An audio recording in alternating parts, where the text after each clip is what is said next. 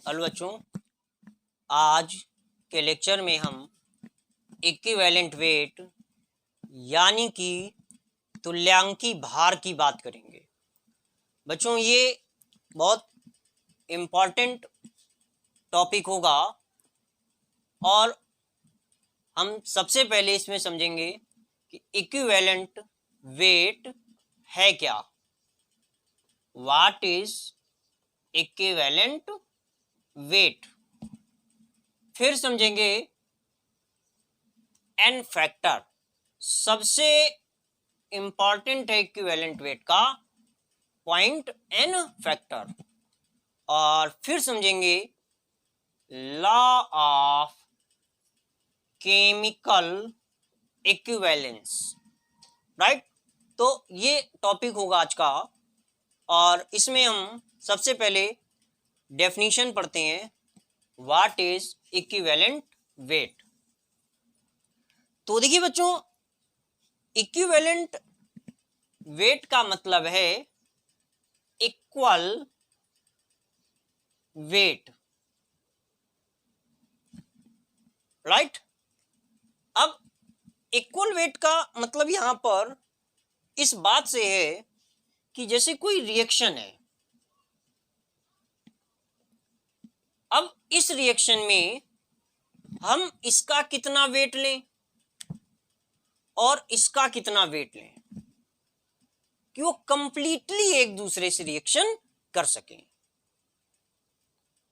Right, और ध्यान दीजिएगा इक्विवेलेंट वेट में मेन बात होगी कि आप इस रिएक्शन को जो भी है उसे बैलेंस करने की कोई आवश्यकता नहीं होगी। राइट, हम लोगों ने इसके पहले मोल कॉन्सेप्ट पढ़ा होता है और वहां पर भी इस पॉइंट को पढ़ते हैं कि हम रिएक्शन में इसका कितना वेट लें, इसका कितना वेट लें, कंप्लीट रिएक्शन करें। बट वहां पर रिएक्शन को कंप्लीट बैलेंस करना जरूरी होता है। ठीक, लेकिन इक्विवेलेंट वेट अगर पता है हमको तो वहां पर रिएक्शन को बैलेंस करना जरूरी नहीं होता और एक कंफर्म होता है कि इसका इतना वेट इसके इतने वेट से कंप्लीट रिएक्शन करेगा। राइट, तो यही होता है इक्विवेलेंट वेट। अब ये कैसे कैलकुलेट किया जाता है, क्या है, इसको देखिएगा। अब देखिए इक्विवेलेंट वेट की डेफिनेशन कैसे बनेगी। तो कोई भी सब्सटेंस है, कोई भी सब्सटेंस है, राइट, उसकी कितनी अमाउंट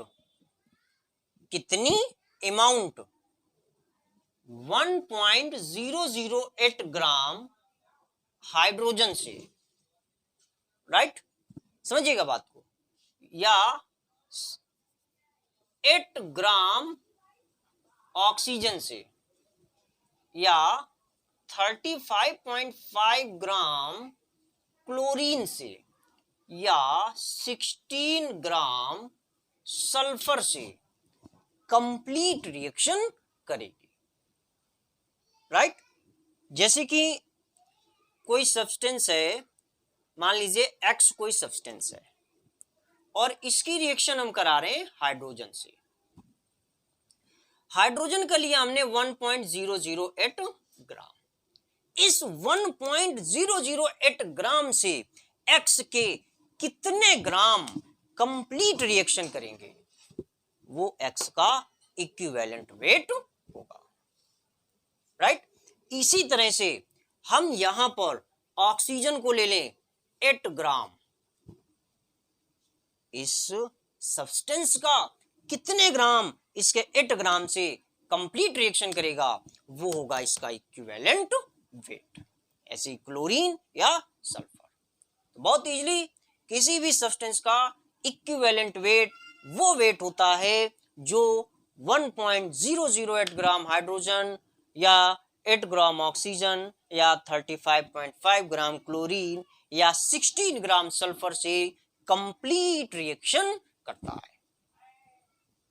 राइट बच्चों, तो ये होता है equivalent wait. Right, definition.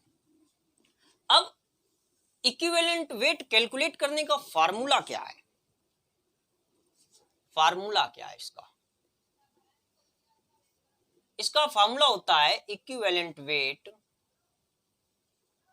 Is equal to molecular weight upon small N, या इसी को हम कह सकते हैं N factor, molecular weight upon N factor.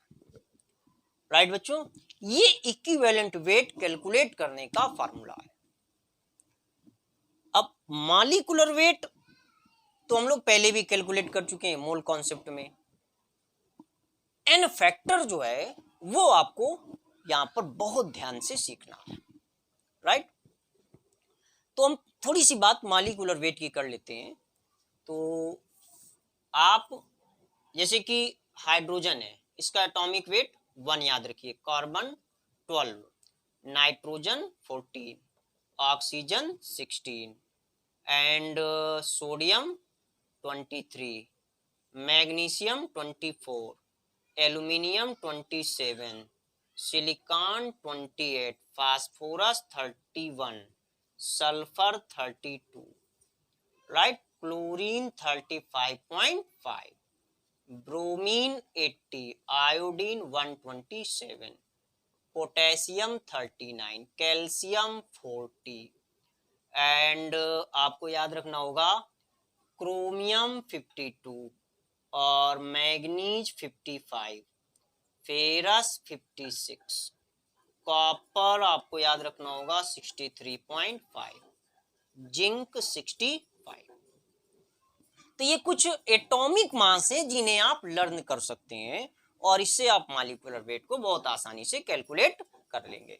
जैसे कि हमें कंपाउंड दिया गया H2SO4, ये तो अब हाइड्रोजन का एटॉमिक वेट 1 इंटू, एक हाइड्रोजन का 1 तो 2 हाइड्रोजन का 2, सल्फर का 32 और ऑक्सीजन का 16, 1 ऑक्सीजन का 16 तो 4 ऑक्सीजन का 16 इंटू 4, तो कितना हो जाएगा टोटल 98। तो इस तरह से आप मॉलिक्यूलर वेट को पहले भी कैलकुलेट करना सीख चुके हैं। राइट, तो हम यहां पर मेन बात करते हैं एन फैक्टर की। ये आप अच्छी तरह से नोट कर लीजिए, एक जगह पर आपको बहुत काम देगा यहां पर। तो देखिए एन फैक्टर क्या होता है।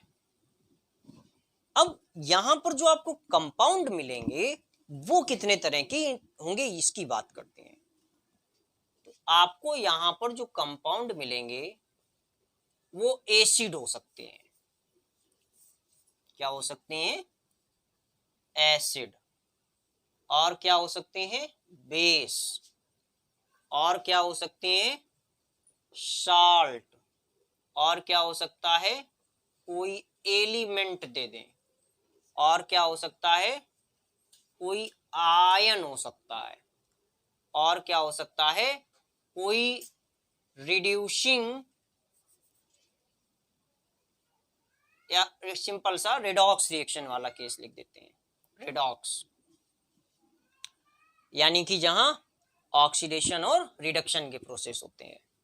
राइट, तो इतने तरह के आपको केस मिल सकते हैं। अब यहां ध्यान से समझेंगे कि एसिड के लिए जो एन फैक्टर होता है वो उसकी बेसिसिटी होती है। क्या होती है? बेसिसिटी।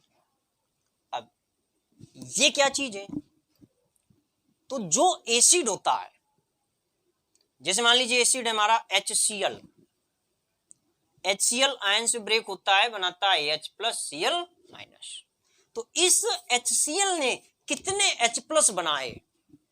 1, तो इसकी बेसिसिटी कही जाएगी 1। राइट, तो ये बेसिसिटी होती है। इसे नोट करते जाइएगा कहीं अच्छी जगह पर।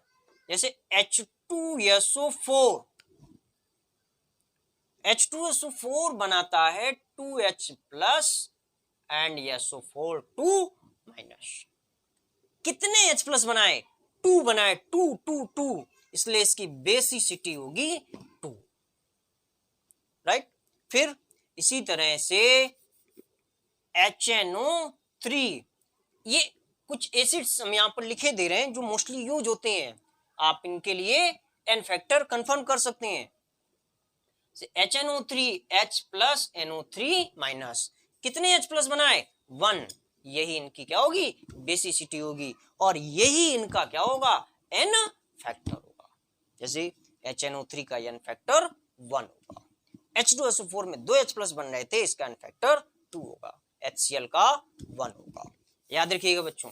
इसी तरह से बहुत इंपॉर्टेंट H3PO4, H3PO4 ऐसे बनाता है 3H plus PO4 3 minus, phosphoric acid है, इसके लिए एन फैक्टर की वैल्यू होगी कितनी, 3, क्योंकि इसकी बेसिसिटी 3 होगी, राइट।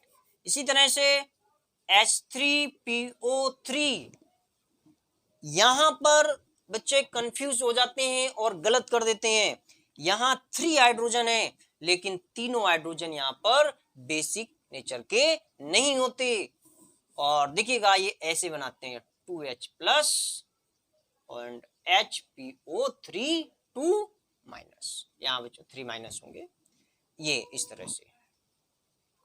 तो इस तरह से यहाँ H प्लस कितने बने, 2, तो इसकी जो बेसिसिटी है वो 2 है, यानी इसके लिए एन फैक्टर की वैल्यू कितनी होगी, 2 होगी,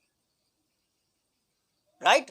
इसी तरह से आपको H3PO2, ये भी एक कंपाउंड मिल जाता है, और ये इस तरह से ब्रेक होता है H प्लस एंड HPO2 पर 1 माइनस, ये कितने H प्लस बना रहा है, 1, यानी कि इसका एन फैक्टर कितना होगा, 1। बच्चों ये तीनों कंपाउंड आपको बहुत बहुत जगह पर मिलेंगे, क्योंकि इसमें ये हाइड्रोजन देख करके आप कंफ्यूज हो जाते हैं और गलत कर देते हैं, राइट, इस तरह से।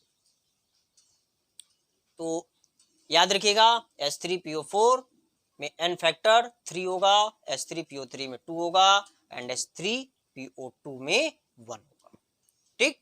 तो ये एन फैक्टर होगा एसिड के लिए।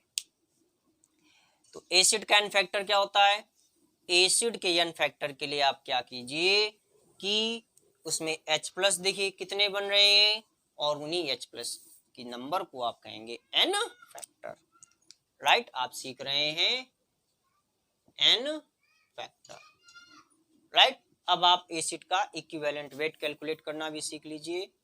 जैसे मान लीजिए H2SO4, तो H2SO4 2H plus and SO4 2 minus, N factor 2, equivalent weight क्या हो जाएगा इसका, इसका molecular weight upon N factor, molecular weight 98/2, यानी कि 49, ठीक। इसी तरह से आप और भी, जैसे H3PO4 है 3H plus plus PO4 3 minus, H3PO3 है 2H प्लस PO3 पर 2 माइनस, HPO3 पर 2 माइनस, H3PO2 है तो H प्लस H2PO2 पर 1 माइनस, राइट, इस तरह से। तो आप यहाँ पर एन फैक्टर 3 देखेंगे, यहाँ पर एन फैक्टर 2 है, और यहाँ पर एन फैक्टर 1 है। आप इन तीनों की ही इक्विवेलेंट वेट को कैलकुलेट कीजिएगा, राइट, और कमेंट बॉक्स में जरूर लिखिएगा, राइट। तो ये एसिड के इक्विवेलेंट वेट की बात हो गई। अब देखते हैं बेस।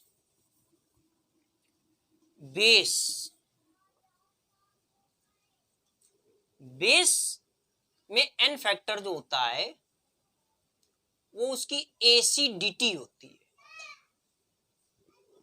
जैसे एसिड में बेसिसिटी होती है, वैसे बेस में एन फैक्टर क्या होता है, उसकी एसिडिटी होती है। जैसे एसिड में देखते हैं कितने H प्लस बन रहे हैं, वैसे बेस में देखेंगे कितने OH माइनस बन रहे हैं। तो देखिए मान लीजिए ये बेस है NaOH, अब इसको आयंस में ब्रेक करेंगे, बनेगा Na+ और OH-। तो 1 OH- बना, यानी कि यहाँ पर N फैक्टर कितना होगा 1, और NaOH की एसिडिटी बोली जाएगी 1।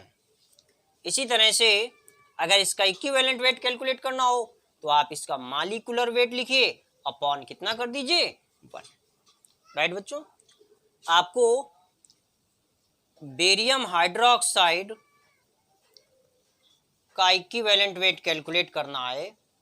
ये आप क्या कीजिए, बेसिसिटी देखिए, सॉरी एसिडिटी इसकी देखिए कितनी है 2, मॉलिक्यूलर वेट अपॉन इस तरह से।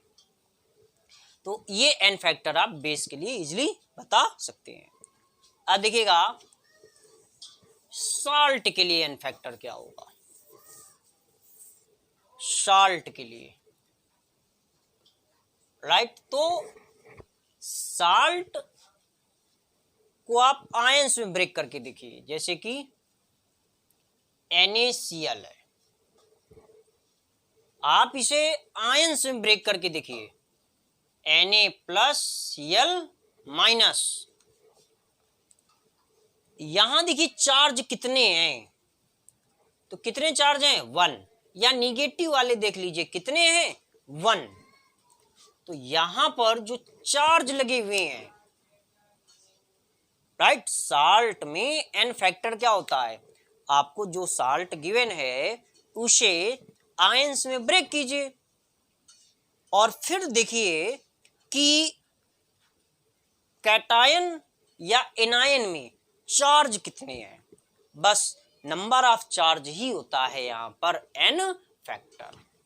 राइट, जैसे यहां पर कितना चार्ज है 1।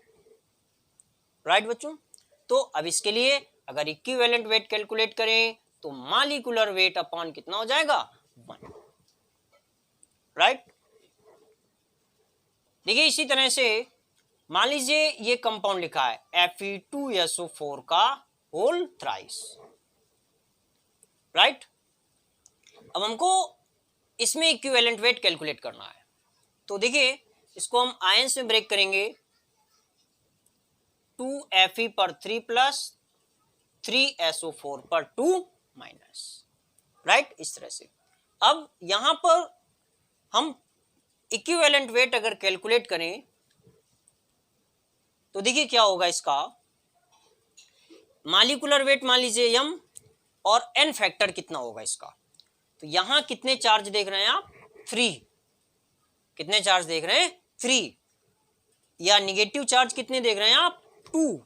बट एक चीज ध्यान देंगे कि जैसे अगर लिखा है Fe3+, इसका मतलब यहां पर कितने चार्ज हैं 3, बट अगर यहां पर 2 लगाओ तो फिर आप टोटल चार्ज बताएंगे 3 2 जा 6। वेरी इंपॉर्टेंट पॉइंट, आपको अगर जो आयंस आप ब्रेक करके लिख रहे हैं उनकी नंबर 1 से ज्यादा है तो आप चार्ज में इस नंबर का मल्टीप्लाई कर देंगे। अगर ये 3 होगा तो फिर टोटल एन फैक्टर हो जाएगा 3 × 3 9। राइट, इस तरह से ऐसे ही देखिए यहां पर भी 3 2 जा 6 या 3 2 जा 6, एन फैक्टर 6 आएगा। नंबर ऑफ पॉजिटिव चार्ज और number of negative charge total equal रहेंगे, याद रखिएगा। जैसे यहाँ 6 और 6, यानी यहाँ पर 3 आ रहे हैं, यहाँ 2 आ रहे हैं, कंफ्यूजन ऐसा नहीं, आपके जो आगे नंबर लिखा हुआ है इसका मल्टीप्लाई भी कर देंगे। राइट, इसको कहते हैं स्टाइकियोमेट्री कोफिशिएंट 6। राइट, इस तरह से। और देखिए इसी तरह से जैसे आपको गिवन है जैसे K2SO4, यहां पर 2K+ एंड SO4 पर 2 माइनस, इस तरह से। तो यहां पर एन फैक्टर कितना होगा, एन फैक्टर नेगेटिव चार्ज 2 है, पॉजिटिव चार्ज 1 × 2 है, यानी एन फैक्टर 2 होगा।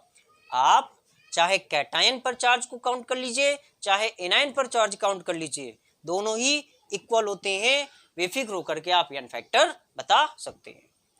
राइट बच्चों, तो ये जो है आप साल्ट के लिए एन फैक्टर बताएंगे। राइट, फिर देखिए साल्ट के बाद अगर आपको कोई एलिमेंट गिवन है, जैसे सोडियम, मैग्नीशियम, एल्यूमिनियम, ऑक्सीजन, ऐसे कोई एलिमेंट गिवन है, तो उसका आप एन फैक्टर क्या बताएंगे? तो इसके लिए देखिए आपको क्या करना पड़ेगा कि इक्विवेलेंट वेट का फॉर्मूला लगाएंगे, एटॉमिक वेट अपॉन वैलेंसी, यानी कि यहां पर एन फैक्टर जो होगा वो एलिमेंट की वैलेंसी होगी। N factor is the valency of element, right. किसी एलिमेंट के लिए जो एन फैक्टर होता है उस एलिमेंट की वैलेंसी होती है, राइट। जैसे सोडियम का आपको इक्विवेलेंट वेट कैलकुलेट करना है, ई सोडियम का एटॉमिक वेट 23 अपॉन सोडियम की वैलेंसी कितनी होगी। अब बच्चों वैलेंसी का जो टॉपिक है वो अभी थोड़ा आगे पढ़ेंगे आप लोग, जो है यानी वैलेंसी वाले कॉन्सेप्ट में पढ़ोगे। अभी किस एलिमेंट की कितनी वैलेंसी होती है इसके लिए आप डायरेक्ट याद रखिए, आपके ये element hydrogen, lithium, sodium, potassium, rubidium, caesium, ये एलिमेंट मिले, इनकी वैलेंसी 1 होती है। Beryllium, magnesium, calcium, strontium, barium मिले तो याद रखिए इनकी वैलेंसी जो होती है वो 2 होती है। आपको बोरान, एल्युमिनियम मिले, इनकी वैलेंसी 3 होती है। आपको ऑक्सीजन मिले, सल्फर मिले, इनकी वैलेंसी 2 होती है। आपको फ्लोरीन, क्लोरीन, ब्रोमीन, आयोडीन मिले, इनकी वैलेंसी 1 होती है, राइट बच्चों। तो इस तरह से आप इनके वैलेंसी को लर्न करके आराम से आप इक्विवेलेंट वेट को निकाल सकते हैं। और ये जो पॉइंट लिखे हुए हैं आपने अगर पीरियोडिक टेबल पढ़ी होगी तो वहां से समझ सकते हैं। ये लिखा है हलीना कब्र से फरार, FR नहीं लिखा हुआ है। फर्स्ट ए ग्रुप के एलिमेंट होते हैं और ये सेकेंड ए ग्रुप के हैं, थर्ड ए के हैं, ये 6 ए के हैं और ये 7th ए के हैं, राइट। तो आप इजिली जो है वैलेंसी कॉन्सेप्ट लर्न रख सकते हैं। तो अपॉन 123 हो गया। इस तरह से जैसे एल्युमिनियम है, आपको इसका इक्विवेलेंट वेट बताना है तो क्या हो जाएगा, इसका एटॉमिक वेट 27 एंड इसकी वैलेंसी एल्युमिनियम की कितनी होती है 3, यानी कि 9, राइट बच्चों। तो इस तरह से आप किसी एलिमेंट की वैलेंस इक्विवेलेंट वेट को बहुत आसानी से बता सकते हैं। जैसे ऑक्सीजन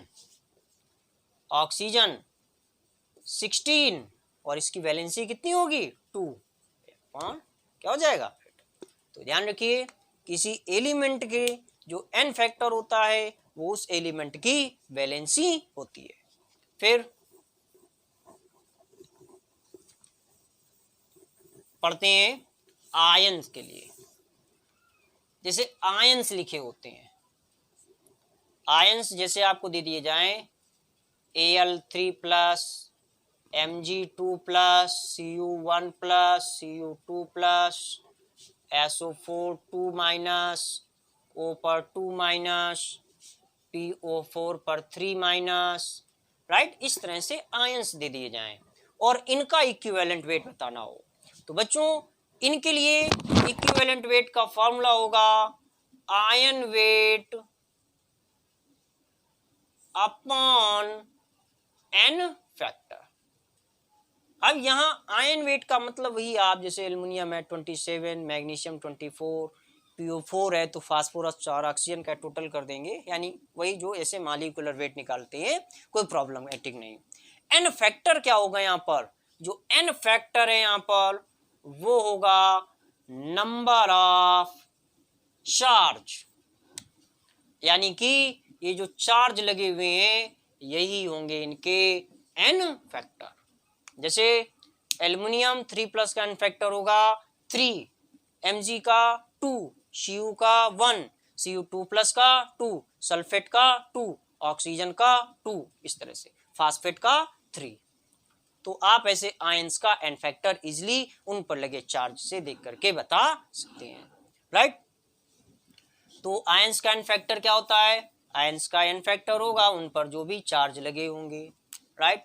आप देखिएगा एग्जाम्पल, जैसे हमें Cu2+ का इक्विवेलेंट वेट कैलकुलेट करना है तो इसके लिए n फैक्टर कितना होगा 2 एंड इक्विवेलेंट वेट क्या हो जाएगा इसका 8, जो भी आयन वेट होगा कितना होता है इसका 63.5 अपॉन 2 यानी 31.75, तो ये इसका इक्विवेलेंट वेट हो जाएगा।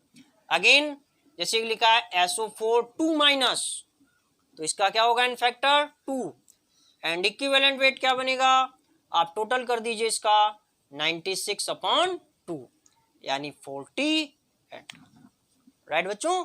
तो ये इसका आयन वेट हो जाएगा, ये इक्विवेलेंट वेट हो जाएगा। तो इजीली आप बता सकते हैं ना। फिर आयंस के बाद आपको सबसे ज्यादा जो प्रॉब्लमेटिक पॉइंट होगा वो रेडॉक्स रिएक्शंस का होता है, राइट बच्चों। तो रेडॉक्स रिएक्शन में जो n फैक्टर होता है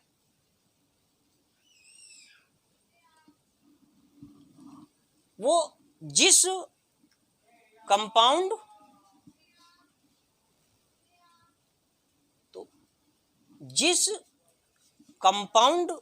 का आप इक्विवेलेंट वेट कैलकुलेट कर रहे हैं उस कंपाउंड में टोटल ऑक्सीडेशन नंबर में कितना चेंजमेंट हो रहा है, n फैक्टर होगा चेंज इन ऑक्सीडेशन नंबर,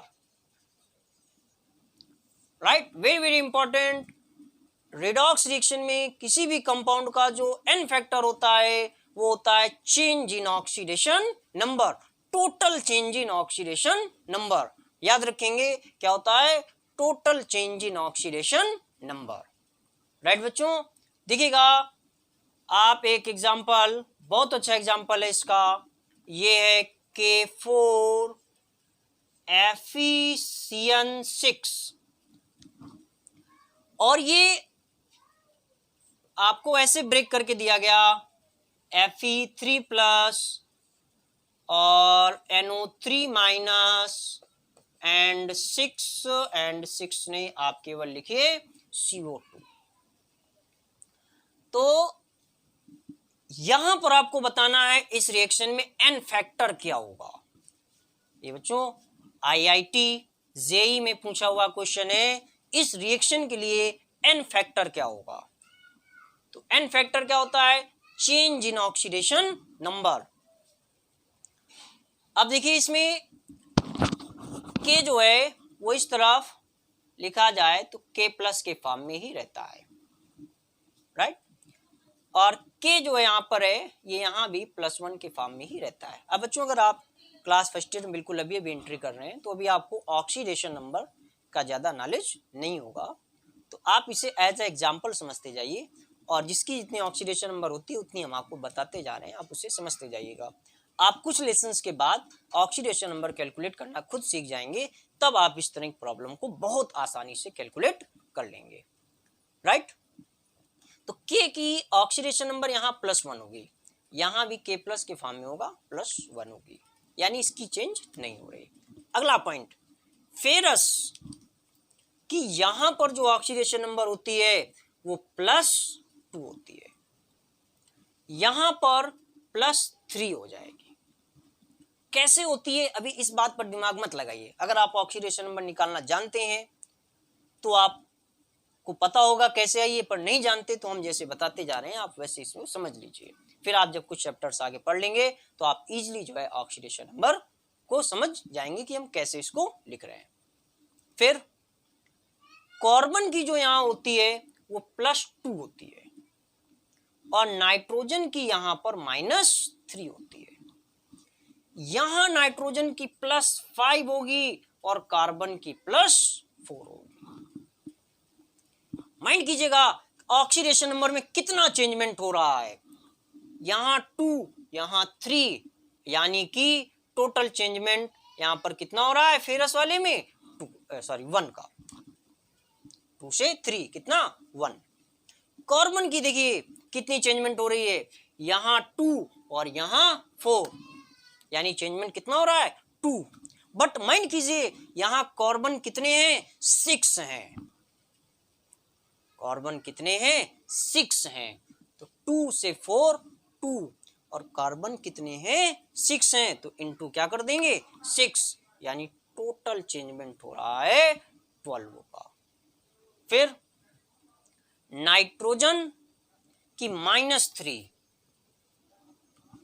और यहां पर +5, चेंजमेंट कितने का हो रहा है 8 का, चेंजमेंट 8 का हो रहा है। नाइट्रोजन है कितने 6, नाइट्रोजन है कितने 6, यानी टोटल चेंजमेंट होगा 8 × 6 यानी कि 48 का, तो n फैक्टर टोटल आएगा 61। राइट बच्चों, तो इस तरह से रेडॉक्स रिएक्शन में n फैक्टर कैलकुलेट किया जाता है।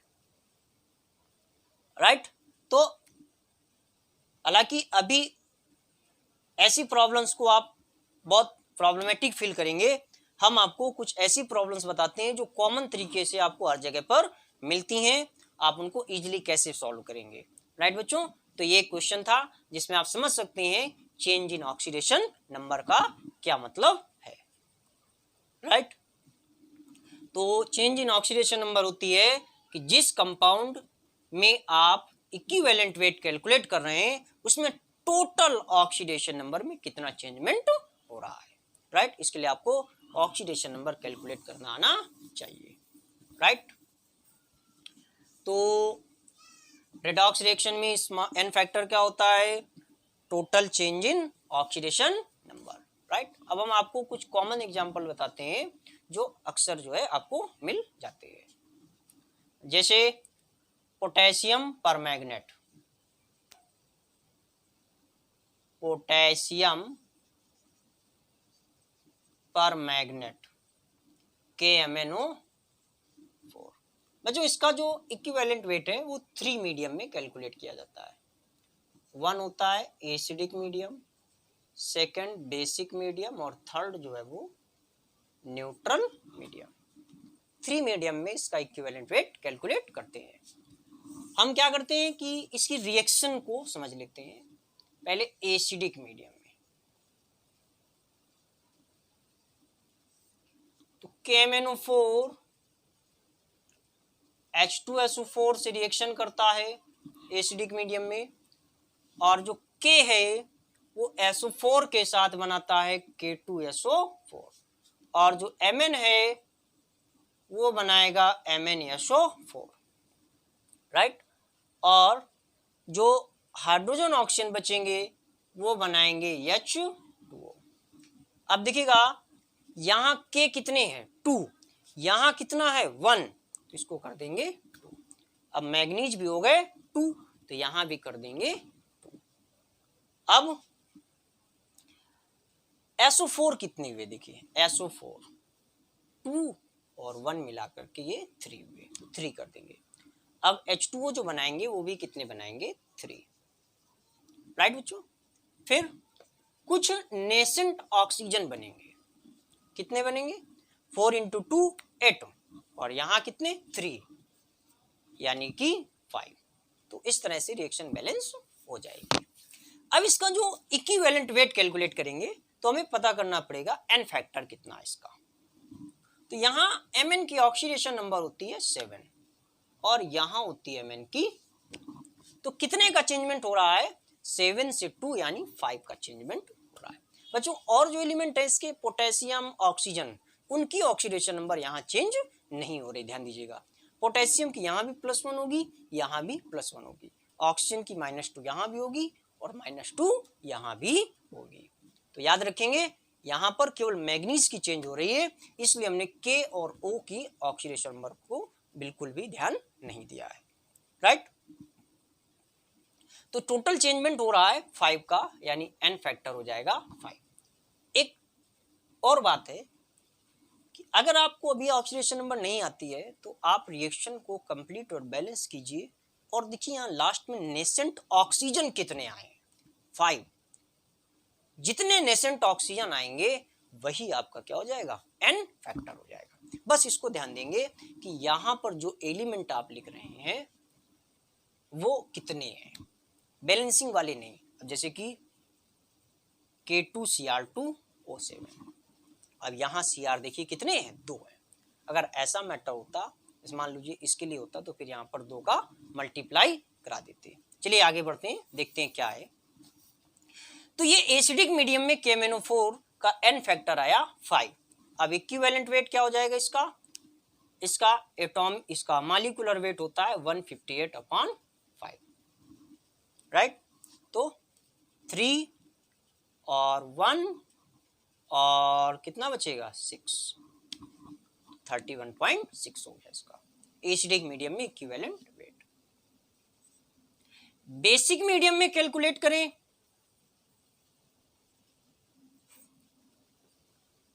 तो KMnO4 प्लस KOH ये बनाएगा K2MnO4 प्लस H2O और plus nascent oxygen.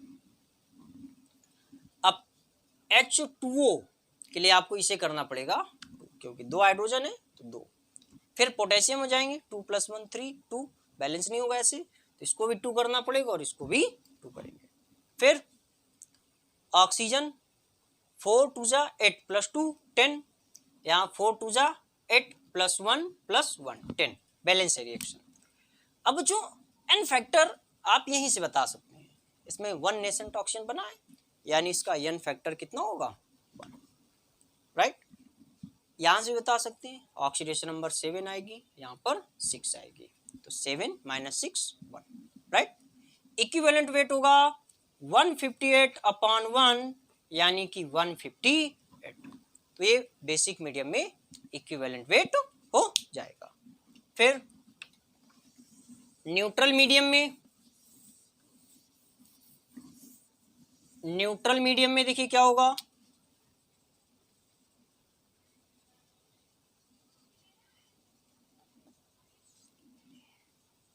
KMnO4 plus H2O बनेगा MnO2 plus KOH plus, balance कर लीजिए। 2 हाइड्रोजन के लिए इसे 2 करेंगे और इसे 2 करेंगे तो इसे भी 2 करेंगे। फिर मैग्नीज 2 होंगे तो इसे भी 2 कर देंगे। फिर ऑक्सीजन काउंट कर लीजिए, 4 × 2 = 8 + 1 9, 2 × 2 = 4, 4 × 2 = 6, 6 × 3 = 9, इस तरह से। अब देखिए इसके लिए n फैक्टर 3 हो जाएगा, क्योंकि 3 नेसेंट ऑक्सीजन बने। आप ऑक्सीडेशन नंबर से भी बता सकते हैं, इसकी 7 होगा, इसका 4 होगा, यानी कि 7 - 4 कितना हो जाएगा 3, राइट। तो ये इसका n फैक्टर हो जाएगा। अब इक्विवेलेंट वेट 158/3, तो कितना हो जाएगा 3, 15 कट करेंगे 5, 3 × 2 = 6 और फिर 6 7, ये इसका इक्विवेलेंट वेट हो जाएगा। तो इस तरह से आप पोटेशियम परमैंगनेट का एसिडिक मीडियम, बेसिक मीडियम और न्यूट्रल मीडियम में इक्विवेलेंट वेट कैलकुलेट कर सकते हैं। आप देखिएगा potassium dichromate K2Cr2O7, potassium dichromate, इसका इक्विवेलेंट वेट एसिडिक मीडियम में कैलकुलेट किया जाता है प्लस H2SO4, 2 पोटेशियम आप बनाएंगे K2SO4, Cr के साथ बनेगा Cr2SO4 का whole thrice, and hydrogen oxygen बनाएंगे H2O। अब बैलेंस करेंगे, 2 पोटेशियम ठीक है और 2 Cr ठीक है, सल्फेट 3 + 1 4, इसे कर देंगे 4, और फिर H2O बनाएंगे 4। फिर नेसेंट ऑक्सीजन कितने बनेंगे, तो ये देखिए ऑक्सीजन बैलेंस है, ये 7 है, यहाँ 4, यहाँ 3, तो देखिए इसके लिए n फैक्टर क्या होगा, आप बगैर ऑक्सीडेशन नंबर के भी बता सकते हैं। यहां पर ये 3 लिखा हुआ है, बट यहाँ Cr कितने देखिए 2, तो आप क्या करेंगे 3 × 2 यानी कि 6, यहां पर n फैक्टर हो जाएगा 6। Very very important. अब देखिए बगैर ऑक्सीडेशन नंबर के आप ऑक्सीजन से कैलकुलेट करके बता सकते हैं।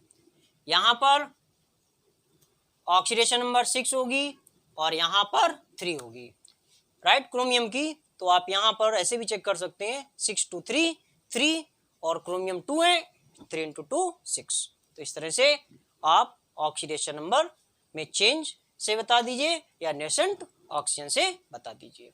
इक्विवेलेंट वेट क्या होगा इसका, is equal to potassium dichromate का मॉलिक्यूलर वेट लिख दीजिए अपॉन 6 कर दीजिए, आपको इक्विवेलेंट वेट मिल जाएगा। तो इसका मॉलिक्यूलर वेट होगा 294/6 यानी कि 49, राइट। तो ये पोटेशियम डाइक्रोमेट का इक्विवेलेंट वेट हो जाएगा, राइट बच्चों। इसी तरह से मोर साल्ट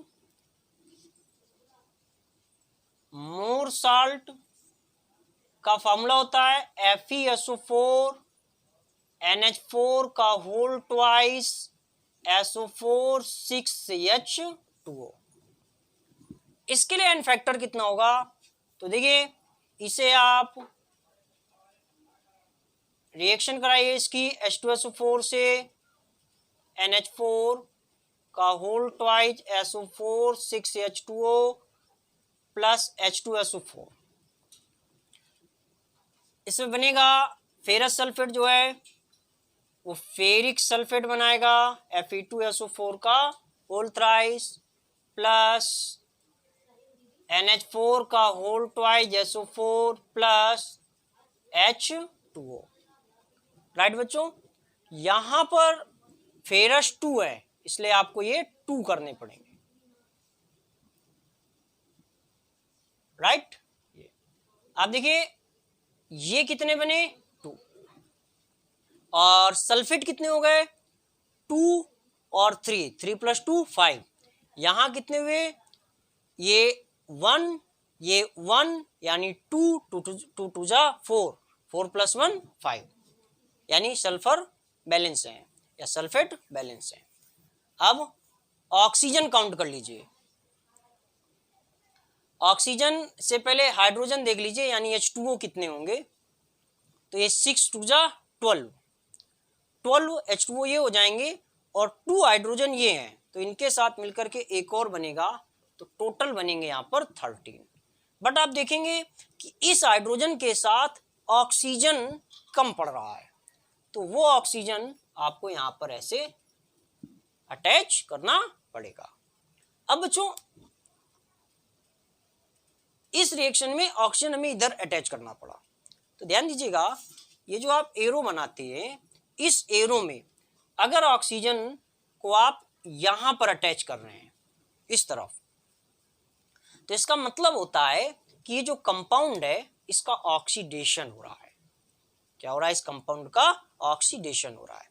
और अगर इस तरफ अटैच करेंगे ऑक्सीजन को तो इसका मतलब होता है इस कंपाउंड का रिडक्शन हो रहा है, ठीक बच्चों। तो इसका मतलब होता है हमें n फैक्टर में इस बात से ज्यादा मतलब नहीं रहता है और हम आसानी से बता सकते हैं कि इसका n फैक्टर कितना होगा। तो देखिए n फैक्टर एक ही ऑक्सीजन जुड़ा हुआ है और यहाँ फेरस भी एक ही है, तो n फैक्टर होगा इसका 1। ऑक्सीडेशन नंबर से भी बता सकते हैं, फेरस सल्फेट में ऑक्सीडेशन नंबर होगी +2 और यहाँ पर आती है +3, तो 2 से 3 1 का चेंजमेंट हो रहा है, राइट बच्चों। तो इस तरह से n फैक्टर होगा 1। Equivalent weight molecular weight upon कितना हो जाएगा n फैक्टर 1, तो मॉलिक्यूलर वेट कितना होता है इसका 392 अपॉन 1,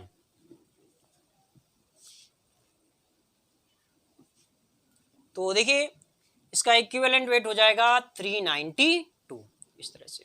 तो आप मोर साल्ट का भी n फैक्टर बता सकते हैं और इक्विवेलेंट वेट बता सकते हैं। बच्चों हम जो रिएक्शन लिखते हैं इस रिएक्शन में अगर हमें ऑक्सीडेशन नंबर आती है तो हमें ये रिएक्शन बैलेंस करने की जरूरत नहीं पड़ती है।